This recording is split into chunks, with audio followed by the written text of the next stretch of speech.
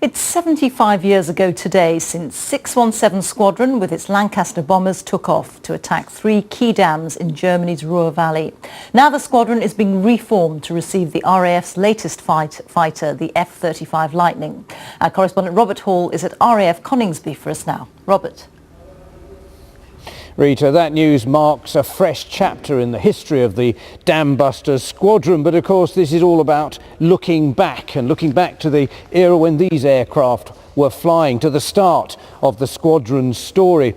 And here at RAF Coningsby, to mark that occasion, was one of the last 2 survivors from the crews that flew that mission on that May night in 1943. Past and present, side by side, the link which binds the RAF 617 squadron to aviation history. Squadron leader Johnny Johnson is the last British member of the Dambusters crews. He believes the full story of the operation has yet to be told, and he set out to put that right. There it is, boys.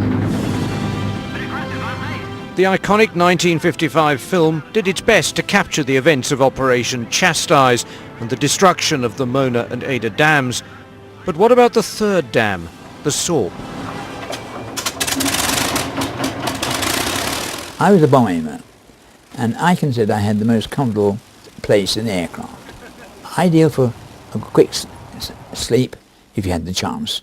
You didn't have the chance very often, of course. When Johnny Johnson crawled into this cramped bomb aimer's position at the start of the operation, he and his fellow crew members already knew they would face extra dangers, because their attack on the Sorp Dam would require completely different tactics.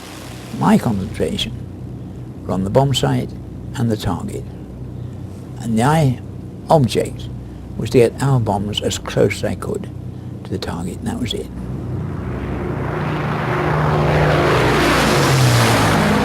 For the past 3 years, Johnny's been piecing together that night with the help of a Bristol filmmaker. For weeks we have been practicing for this operation, and now this was it.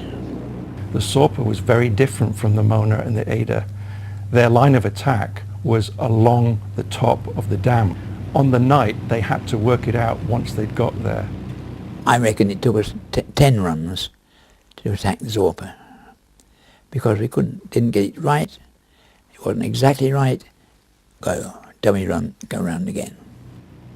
Johnny Johnson hopes his film will draw fresh audiences into the story of the Dambusters and of the 52 crew members who didn't come home. Really hit the people on the squadron. Were you heroes? No, that's a word I object to. We were aircrew with a job to do. It's just a question of being the lucky one. Unlike the Dambuster aircraft, sadly today the weather grounded this Lancaster, but the thousands who gathered over at the Derwent Reservoir where the squadron practiced did see a fly past by a 21st century successor. Back to you.